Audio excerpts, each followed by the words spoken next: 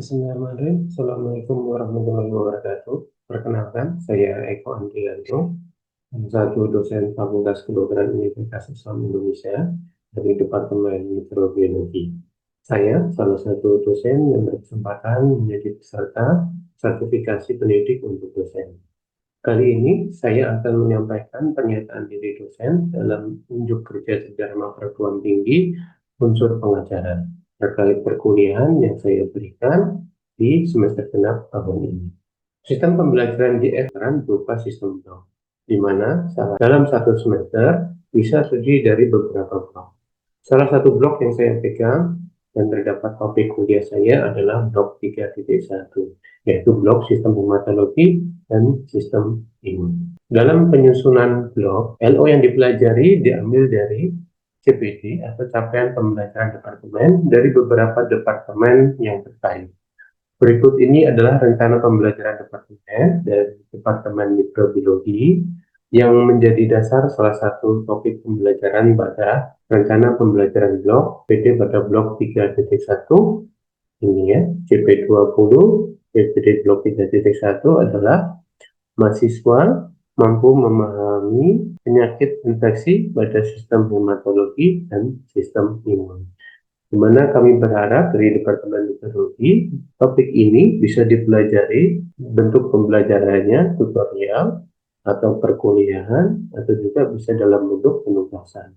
Dari rencana pembelajaran departemen maka akan diturunkan menjadi rencana pembelajaran blok. Blok 3.1 untuk pembelajarannya adalah dengan kuliah, diskusi, tutorial, praktikum, dan penugasan. Saya sebagai ketua atau koordinator blok ini. Dari rencana pembelajaran departemen, kita lihat di kode CPL 9, di mana kode CPB-nya ada 9.4, dengan capaian pembelajaran blok, yaitu menjelaskan pengetahuan ilmiah kedokteran dalam mengelola masalah kesehatan secara holistik dan komprehensif di tingkat individu dan keluarga pada penyakit infeksi. Di sini adalah indikatornya dapat menjelaskan penyakit infeksi dengan benar.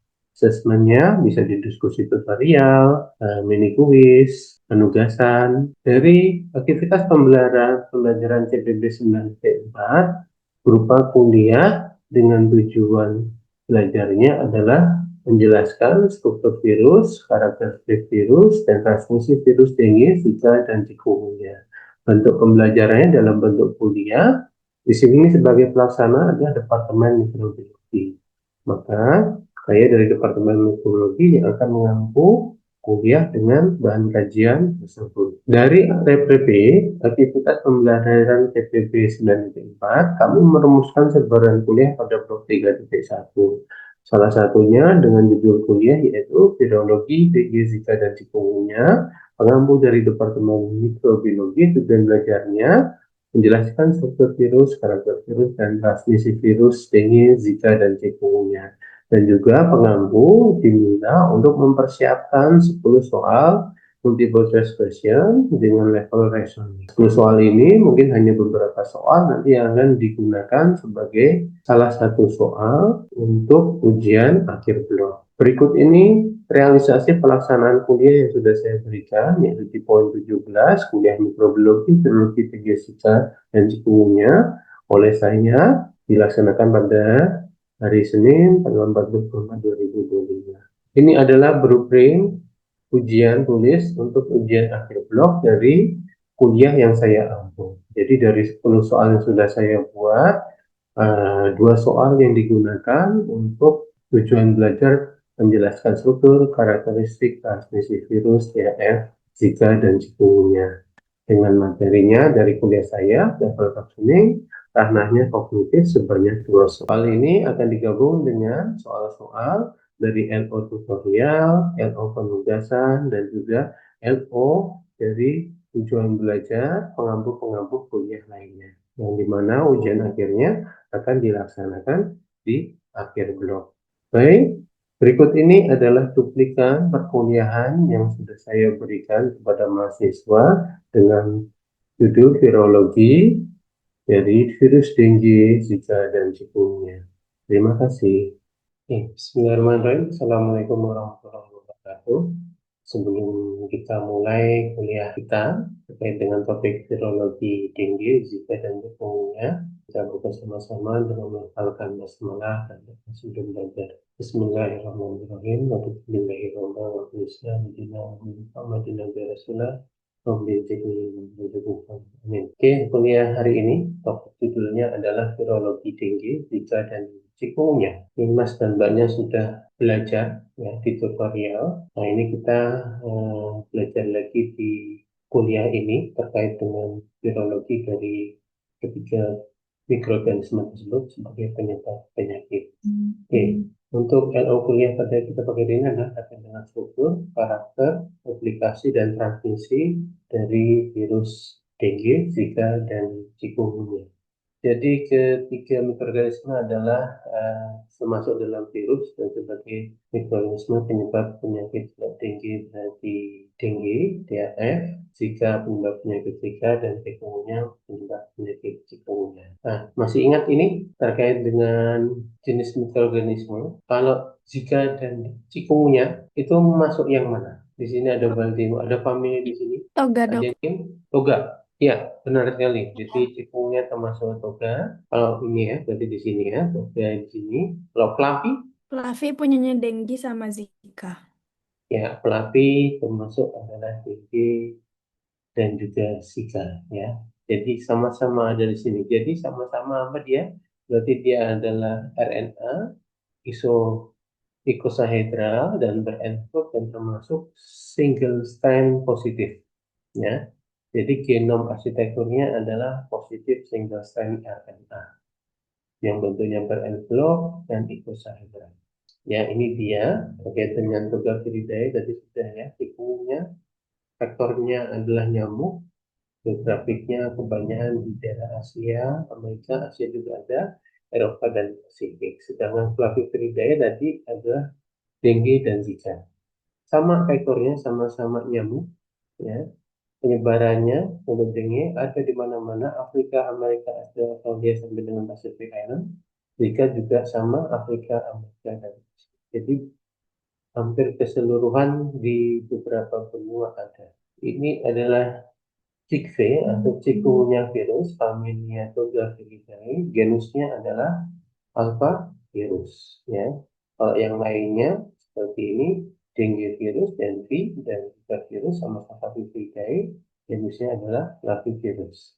Kalau kamu toga apa chikungunya Togaviridae, tapi bukan toga virus ya, tapi alpha virus. Vektornya kebanyakan chikungunya itu Aedes, kalau dengue itu sikel itu ada Aedes, dan juga Aedes albopicus dan Aedes aegypti, tergantung di mana. Kalau Zika itu Aedes juga. Reservoir sama-sama primata, ya. Karakteristik simptomnya semuanya hampir ada demamnya, cuman chikungunya yang khas adalah atalgianya, kadang juga muncul hems. Ya. Kalau dengue virus itu ada kalau bisa sampai dengan terjadi perdarahan maka biasanya dengue heart fever ya DHF atau dengue dengan perdarahan.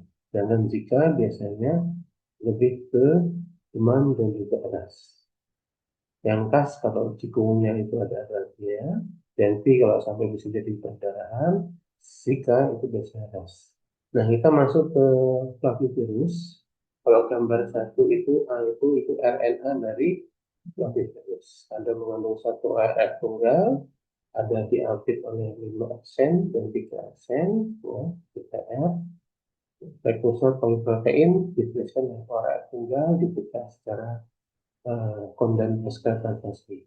Protease virus seluler menghasilkan nanti tiga protein struktural dan 7 protein non struktural. Kalau yang B ini gambaran secara umum replikasi dari vaksin. Semuanya nanti diawali dengan ikatan glikoprotein T atau envelop ke reseptor, nanti masuk ke permukaan sel, ya, period yang melekat nanti diinternalisasi ke dalam sel, ada endositosis, biasanya endositosisnya yang bergantung pada klastrin, kemudian terjadi pengasaman, Vesicle endosom, terus memicu perombakan struktur dari protein T, terus ada fusi antara membran virus dan endosom.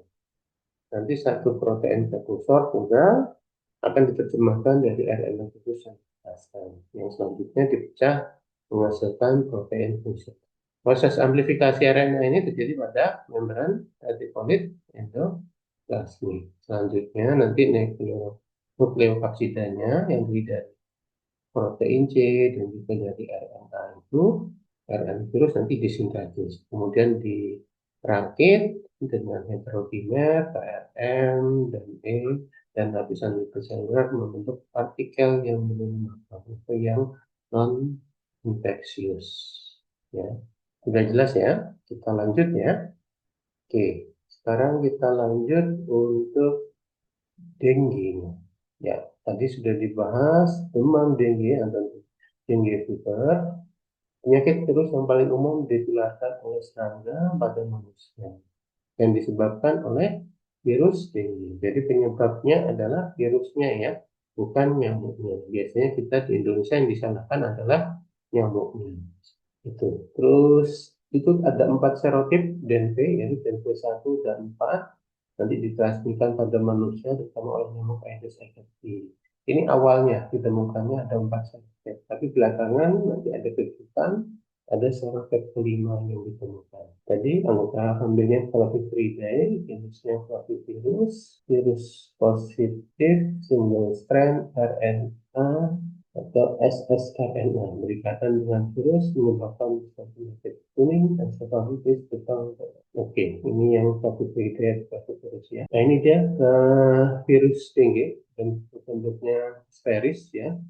Virus matang terdiri dari genom RNA yang bersama dengan protein kapsid ini atau disebut dengan C menyusun nukleokapsidnya berbentuk icosahedral atau isometrik dan diukur itu kurang lebih 30 nanometer. Nanti nukleokapsid ini dipilih oleh membran yang disebut dengan envelop virus ya, yang merupakan lapisan layer lipid. Nanti terkadang dalam amplop virus ada namanya protein E dan protein M. Protein E itu envelop dan protein M itu adalah membran. Nanti tebalnya kurang lebih 10 nanometer, sehingga nanti kalau diukur secara keseluruhan dari virus TG ini kurang lebih adalah 50 nanometer. Tadi sudah dibahas ya, genom virusnya terdiri dari RNA tunggal bermuatan positif atau positif single strand RNA, yang artinya adalah dapat langsung ditranslasikan menjadi protein yang sesuai. Karena RNA virus itu bersifat infeksius. Lalu apa yang menjadi perbedaan antara DEN 1, 2, 3, dan 4? Oke, perbedaannya ada pada selubung atau envelopnya. Jadi perbedaan utama antara DEN 1, 2, 3, dan 4 itu terletak pada protein selubungnya ya, atau E-nya, envelopnya. Yang dimana nanti yang bertanggung jawab untuk masuknya virus ke dalam sel host sehingga memicu respon imun dalam host. Ya, protein E sebenarnya terdiri dari 3 domain, domain 1, 2, dan 3 sebagai daerah yang paling bervariasi pada dengue virus tersebut. Setiap serotip dengan perbedaan struktural yang unik pada protein E, terutama di domain 3. Hal ini yang mempengaruhi kemampuan virus untuk menginfeksi sel host dan menghindari respon imun. Jadi juga ada mungkin perbedaan dalam susunan dan konfrontasi dari protein ini pada permukaan virion dan juga dapat mempengaruhi kemampuan virus untuk menginfeksi. Dengan pernyataan tersebut bisa dikatakan contohnya adalah dengue virus 2 dan 3 itu dikaitkan dengan infeksi dengue yang lebih parah, termasuk sampai terjadi sindrom shock dengue dan demam berdarah dengue, itu ya, DEN 2 dan 3. DEN 2 itu terkadang dikaitkan dengan penyakit yang lebih parah karena serotip ini lebih sering ditemukan dalam epidemi yang tingkat kematiannya tinggi. Dari apa perbedaan domain 3 itu nanti berkesimpulan bahwa menyebabkan yang nomor 2 dan 3 itu yang lebih memberikan efek terparah.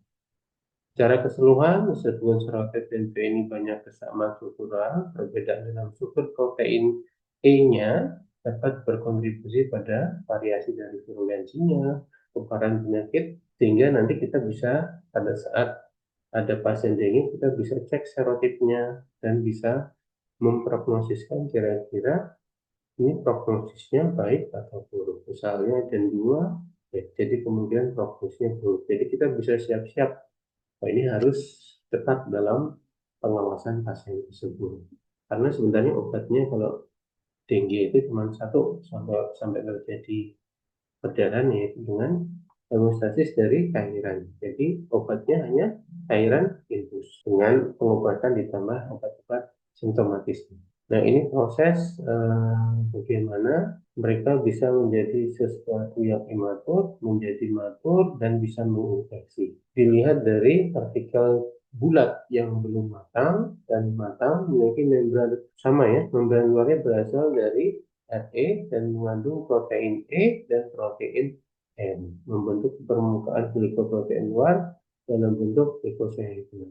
Keadaan infeksius dan non-infeksius dari dengue atau matang dan belum matang tergantung pada perubahan konformasi protein M dan E-nya, di mana nanti dia itu terbagi pada tingkat pH lingkungan yang berbeda. Jadi transisi struktural dari morfologi yang belum matang, ya, ciri khasnya adalah dia berduri, ya, rambutnya kalau saya bayangkan rambutnya masih berdiri, ya, nanti akan menjadi matang dalam bentuk yang rambutnya jadi tidur atau halus. Nah, ini terjadi selama transisi melalui jaringan Golgi atau PGN dan dipicu terutama oleh perubahan konformasi dari protein E. Dan sebelum pematangan ganti protein E yang terikat pada protein membran mengubah konformasinya di Golgi,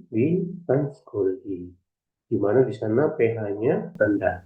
Setelah pematangan, nanti peptida-PF dilepaskan dari protein E, ya. Peptida-PF dilepaskan dari protein E. Proses pematangannya dari 7 ke 6, dan sudah matang kembali ke 7.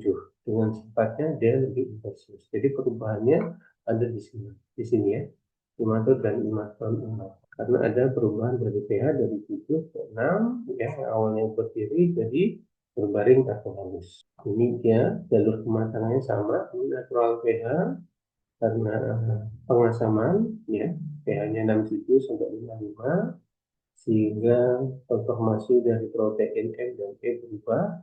Awalnya menjerat rambutnya berdiri jadi berbaring, dan di sini kembali ke natural pH-nya dan menjadi seperti infeksius dengan pelepasan pH-nya tadi, ya. Oke, sampai sini mungkin ada yang mau meresumkan dari teman-teman untuk tahu kalian sudah paham apa yang saya utarakan. Mungkin mulai kita coba resum ya ini. Ada yang mau menjelaskan? Silakan. Apakah ada atau harus saya tunjuk? Boleh saya dokter dikit. Oke. Mungkin izin ya dokter untuk dari slide ini, mungkin dari penjelasan dokter tadi dari bentuknya.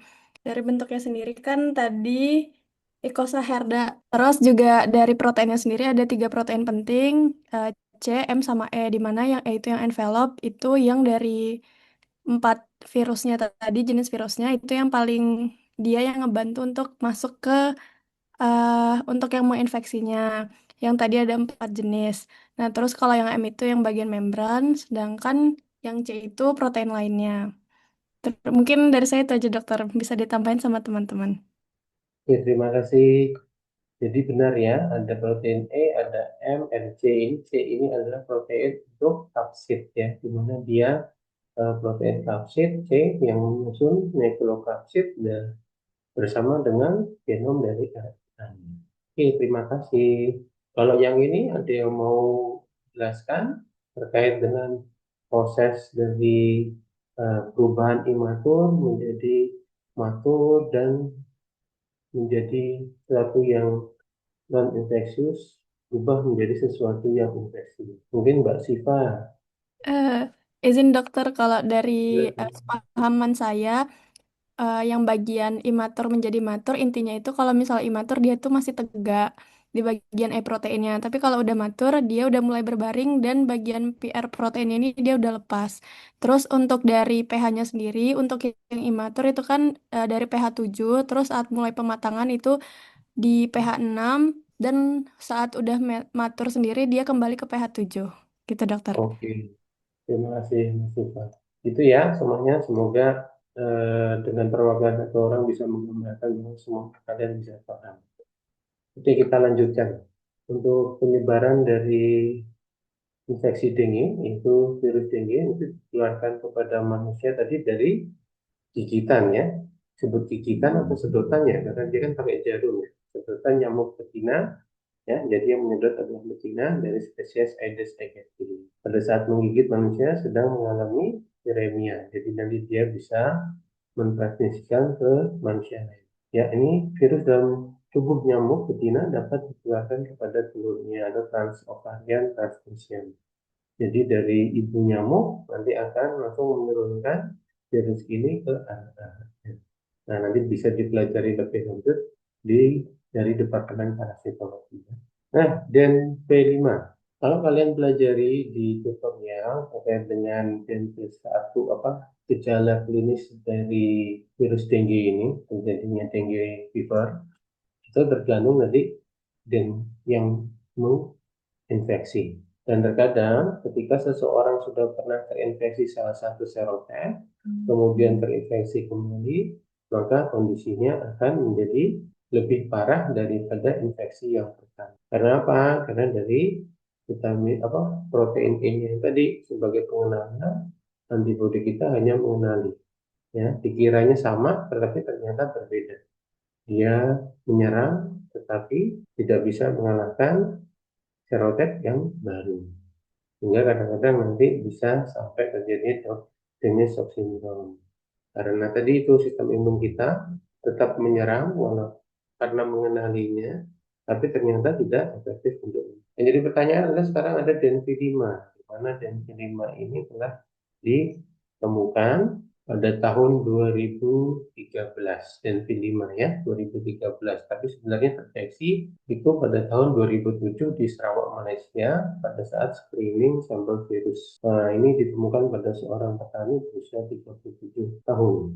Ya, ditemukannya virus baru ini akan menjadi tantangan bagi kita dokter karena ada pengembangan vaksin di mana vaksin tersebut dari DNP1, 2, dan 3, dan 4. Nah, bayangkan seorang sudah pernah tervaksin DN1 sampai DN4 tiba-tiba terinfeksi oleh DNP5, di mana sistem imun akan mencoba melawan DNP5, tapi DNP5 tentu saja karena berbeda, dia akan tetap ada atau tidak mati. Sehingga sistem imun terus melawan, yang terjadi adalah imun kita sendiri yang akan melawan dan menjadi proinflamasi sehingga kondisinya bisa menjadi lebih parah. Oke, itu terkait dengan Denzi. Oke, kita ke Zika. Oke, kita belajar Zika. Zika transmisinya dia melalui gigitan nyamuk terinfeksi. Bisa juga transmisi vertikal dari ibu hamil pada janinnya, hubungan seksual, dan juga transfusi darah. Ini adalah penyebaran infeksi dari Zika atau Zika virus. Ini dia transmisinya salah satunya jika seorang ibu terinfeksi oleh Zika. Ada yang tahu kira-kira apa yang terjadi dengan anaknya? Karena tadi dia bisa diturunkan transmaternal dari ibu ke anak. Komplikasinya yang terjadi apa? Mikrosefali. Oke, benar sekali. Mikrosefali. Salah satu komplikasi yang terjadi jika seorang ibu hamil itu terinfeksi dari Zika adalah janinnya akan dilahirkan dengan mikrosefali. Kita lanjut di cikungunya. Ini penyebaran dari cikungunya. Ya, ada satu titik merah di sini yang menjadi pusat penyebaran dari cikungunya pertama kali. Ini dia. Kelihatan? Ini lebih besar pointer saya daripada titik. Itu Pulau La Reunion berwarna merah ya. Itu sejarahnya di 2005 sampai 2006 virus cikungunya bahkan di sana sampai menyebar.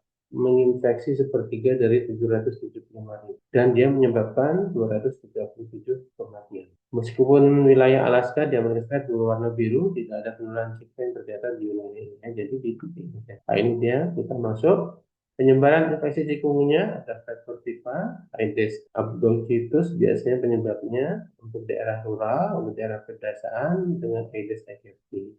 Lokasi penyebarannya berbeda dengan dunia karena faktor utamanya ya tidak berbeda karena faktornya sama. Mekanisme penularan klasik terjadi apabila manusia sedang mengalami viremia H-2 atau sampai dengan H+5 demam.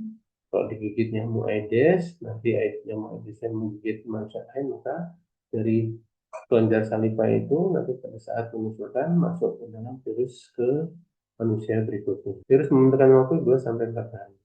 Tadi gejalanya yang utama apa dari infeksi chikungunya? Nyeri sendi, Dok. Nyari Nyeri sendi. sendi. Ya, jadi atralgia.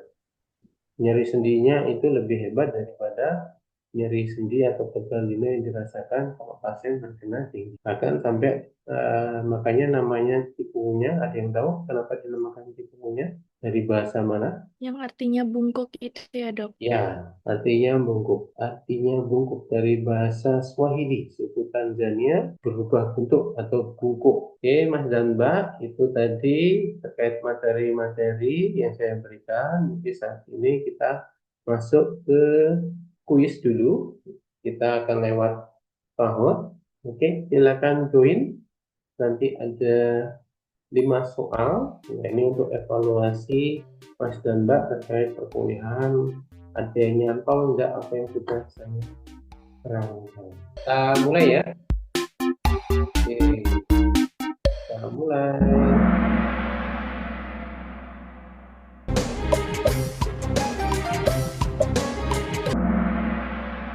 Jawabannya adalah cikungunya. Oh, masih ada yang salah.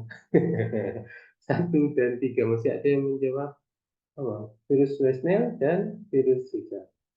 Ya, Togaviridae tadi apa? Cikungunya. Kalau Zika dan dengue apa tadi? Fluffy, Dok.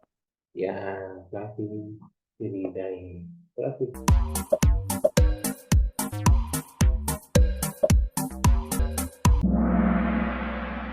Ya, dari 8 yang menjawab, 7 benar Aedes aegypti.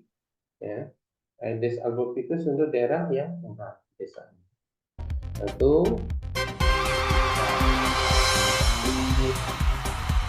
Oke, alhamdulillah perkuliahan kita sudah selesai untuk dengan topik virologi dari dengue, Zika dan sebagainya. Nanti silakan dipelajari kembali.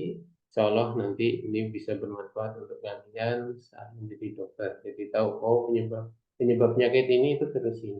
Ya.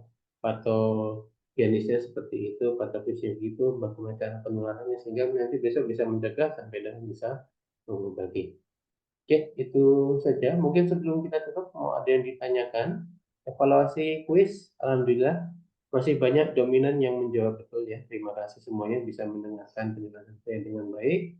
Mungkin kita cukupkan saja pertemuan pada kali ini. Mari kita tutup dengan hamdalah dan doa penutup majelis. Alhamdulillahirrahmanirrahim. Subhanallah wa bihamdika. Asyhadu an la ilaha illa anta astaghfiruka wa atubu ilaik. Saya banyak kurang dan salah, mohon maaf. Akhir kata, wassalamualaikum warahmatullahi wabarakatuh. Waalaikumsalam. Waalaikumsalam warahmatullahi Waalaikumsalam warahmatullahi wabarakatuh. wabarakatuh. Terima kasih, Mbak.